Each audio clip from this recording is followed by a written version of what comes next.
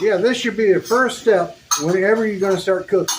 You grab your steel, grab your knife. I always use, I don't know why, I don't use a prairie knife or any. This is my knife. I use this knife for everything. Anyway, before you start cooking any meal, you grab this your two things here, your steel and your knife. You just every time you do this. Anyway, you just clean up this knife. Oh, that dog's going crazy. I'll put you all in pot. I gotta get the dogs outside.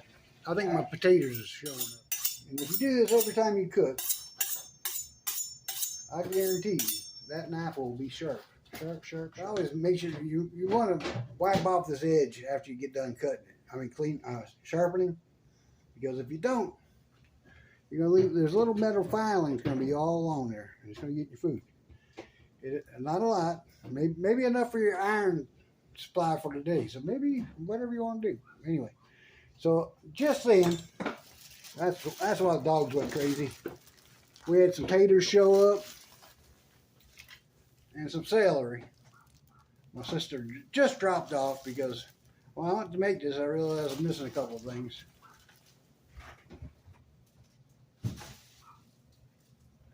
And I'm gonna keep cutting this stuff up.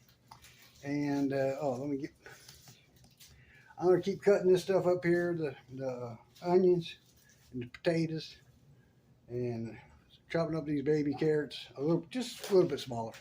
And Kimberly said she wanted to peel potatoes. She wanted to anyway. Anyway, Kimberly's gonna peel the potatoes real quick, and I'm gonna wring these dog's neck right here. I'm just kidding. I ain't wringing her neck. So give me a second. Well, we got guests in town, right? We got guests in town, and normally I only make one of these. This is a pretty good sized piece of pot roast right there. But I'm doing two. That way everybody can get plenty of meat. So if you're a vegetarian, turn away now. Turn away now. I'm kidding. You don't have to turn away. You can watch how those people that eat meat. There's gonna be vegetables too. Anyway, I put her down in the spot because I'm searing it. I'm trying to put a sear on it. Or some people call it a scald. But I'm just trying to sear it up right here. I'm making a mess everywhere. Yep, making a mess everywhere. Anyway, I got to get a sear on this right here. So I'll put you on pause a second. Oh Lordy, I got to turn this down a little bit.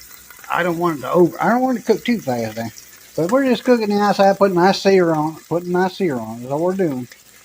And then we're gonna do it right here, both of these. This one and that one. In this here pan. And this is gonna be my recipe. I made it up myself. So if you want to watch it, that'd be great. Oh, let me turn my torch on. Does that help? Does that make it look any better? Yeah, I'm gonna leave that on while I'm doing this video. So I'll be back in a second. I'm just searing these up. I gotta get all the veggies ready too. So and we're gonna get this all in the oven here together. I just flipped her over. I'm gonna do the other side just like that. I don't usually put seasoning in right now though, because if you put a lot of seasoning right now, it'll burn to the bottom of your pan and stuff like that. So I usually wait. Anyway, there's that. I'm gonna do the same thing to this one. I do have to get a little sodium going. Here's salt I like to use. I'm sure everybody likes the same salt. Let me get it out of here. I might as well put a little down in there. There it is. I like to use Morton coarse kosher salt. And I'll sprinkle a little down in there like that there. You can see it? There you go, just like that. And we'll sprinkle a little on that one. There you go. But I don't put much other stuff on it right now. If you put garlic, whatever, it's gonna burn. I'll wait.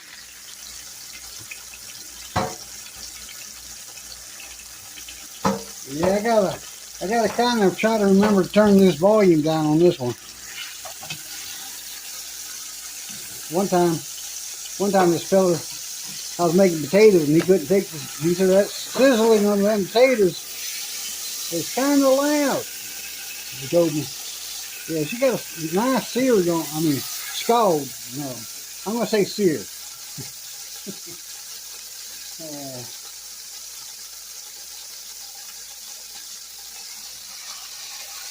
Anyway, these got a nice scald going on right there. I mean, sear.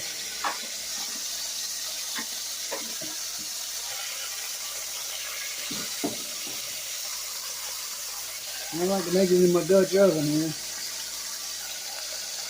That's what I call this thing. Just getting them. I'm just sear to the bottom edge right there. About 2-3 minutes, and then we'll come back and I'll do the other side. Well, we'll go ahead and flip these over. See how nice. All that flavor right there is what it tells. That's why you do this. It's all about getting the flavor.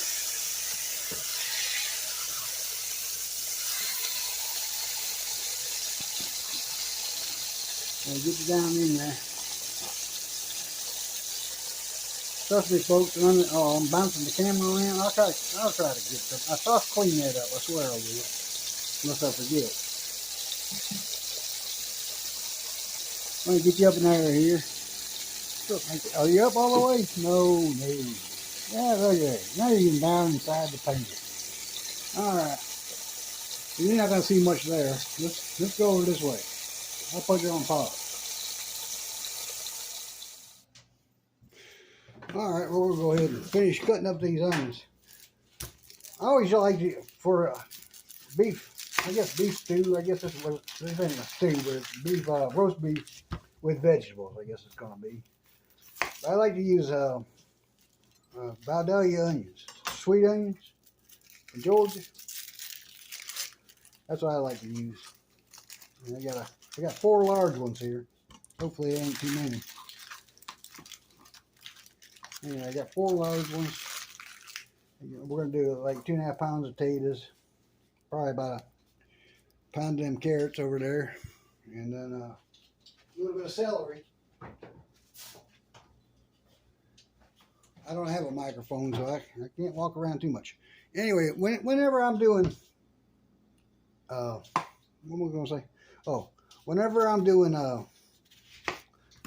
like a roast with the vegetables like this, I don't go for a real fine chop on them. It's usually about good sized chunks. They're gonna melt down to nothing. I'm gonna cook them underneath my beef. So I usually go with a big chop, nothing small like I was telling you. Anyway, there's it. Now I'll come back. Oop. Got all the meat out of the pan. Don't throw away your drippings. There ain't much drippings. This was pretty cleaned up meat. There wasn't a lot of fat on it. So you leave your drippings down in your pan there. There's your meat. Okay. This is why I usually go with the baby carrots, because I'm being a little lazy. And I'll just lay them up there and just do that. That's small enough for me for a roast with vegetables. Yeah, that's about all I do right there. But I'm gonna do about half bag of these. Anyway, Kimberly just bought these. This is one large potato we had left over, and we were going half a bag of the 5-pounder. And usually I go with a pretty good sized chop on this too, because I don't want little potatoes. So when you cook them in the oven like this, underneath that meat, they'll cook really fast. Yeah. I gotta watch what I'm doing here. Yeah, don't want to chop my hand off and tell you. I guess I got it on video. I'd show y'all. Anyway, are you in view here? Anyway, I usually cut them in half and then a couple of other ways. Like that. Well, yeah, I'm sure y'all watch people cut potatoes. That's got me enough potatoes right there. I'll put you on over.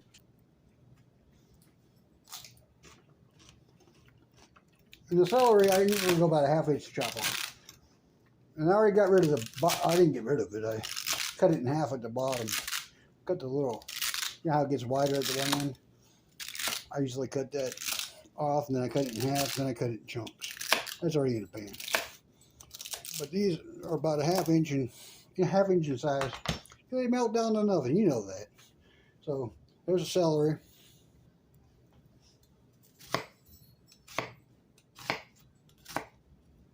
Add a little bit more room, so I cut up a little bit more onion. Put it up in there.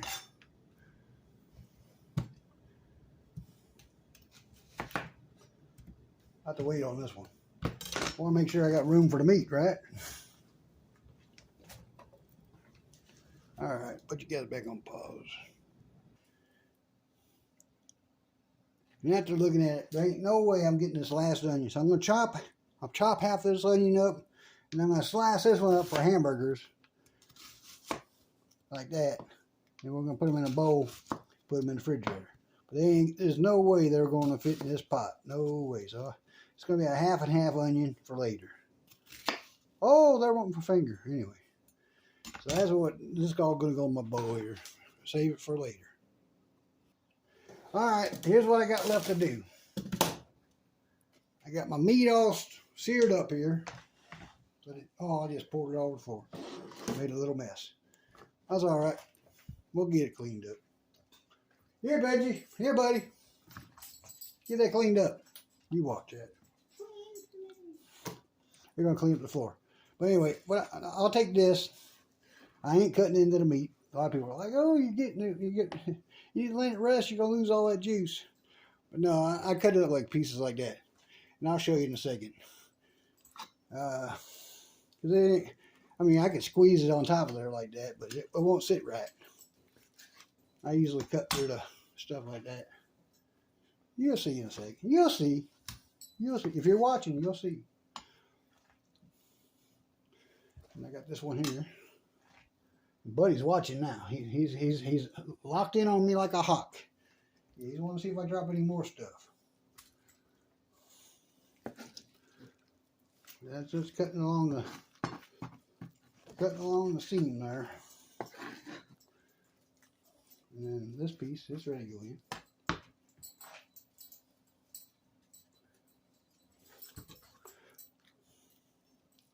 Well, I don't think this piece me and Kimberly's going to eat this piece. I'm just kidding. I'm kidding. It'll fit. It'll fit.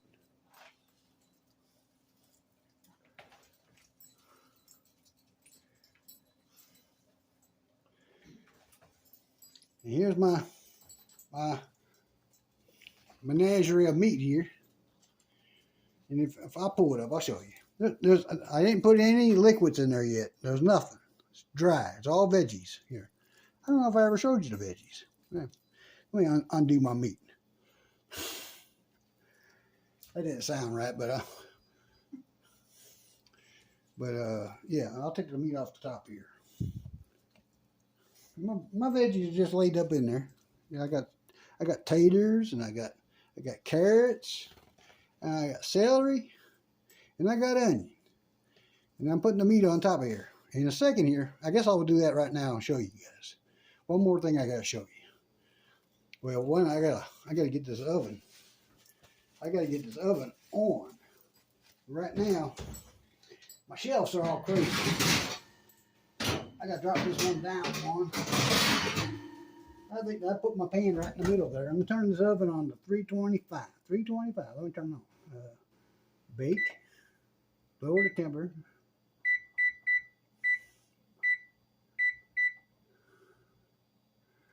Yeah, actually, I think because it's getting pretty late right now, I'll leave it at 350, and I'll turn it down. I'll turn it down in a little bit. Holy moly! I didn't realize it was so late. People's gonna be waiting for supper today. Anyway, I got one more thing to do to this. There's no seasoning in here at all, but I'm making it. I'm gonna show you. Hold on, I'm going to show you. Give me a second. All right, here's what I'm putting in there. There's a little in here because I was wanting to verify before I told you. This is only something I come up with myself, okay? I don't think I read this nowhere. But it really makes my beef stew taste good. I put a quarter cup of Worcestershire. Am I saying that right? Worcestershire sauce in there, right? And then I come in behind that, and we're going to put about I don't know. Let's see. I'll tell you in a second. Let's do it together.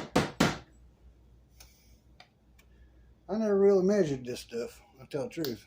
I never measured this stuff. I always do it by eye. So you guys are really messing me up.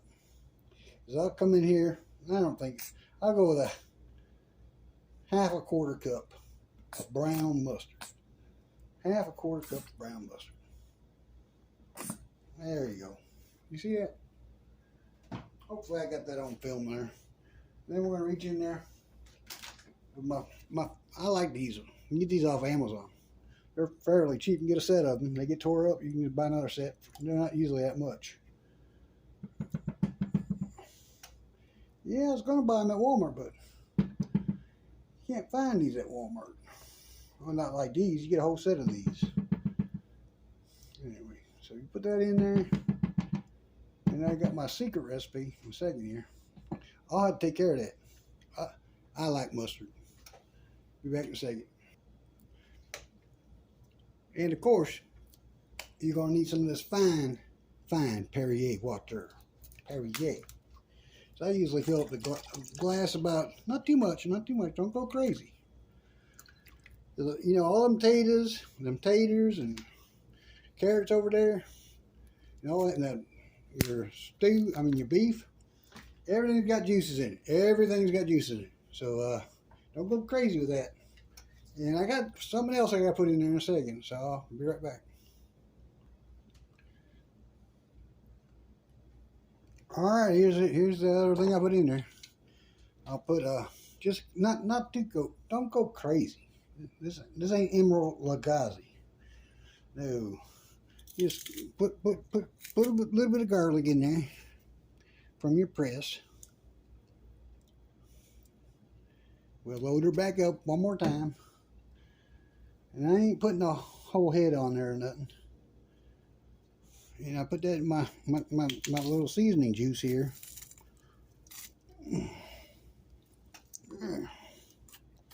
Get a good squeeze on it.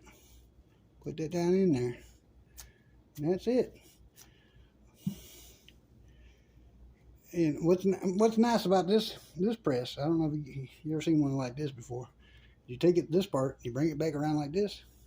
You go like that, and it lifts all that up. See it? It lifts it all up. Faberware, not a sponsor. Anyway, let me come back. Now we're going to use my fancy whisk. I'm going to whisk this up, just like that.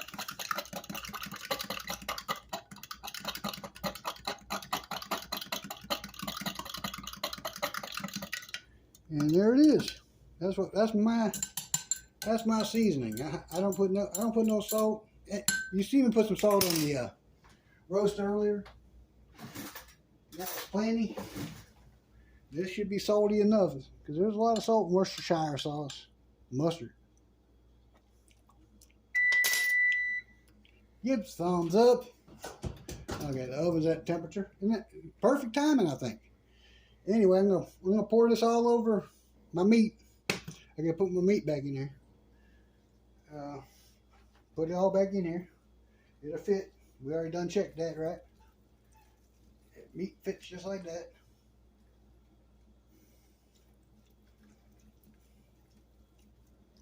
I might be out of view. Holy moly! Yeah, I'm out of view. Sorry about that, fellers. There. Yeah, I just put this piece here, that piece there, this piece here. But basically, it's all going to fit back in this pan. It did a second ago. Anyway, I'm going to leave this part here open. I'm going to pour this over the top of my meat. And over the stove. That was my plan all along. That's what, nothing to see here. And then I pour this down the side here.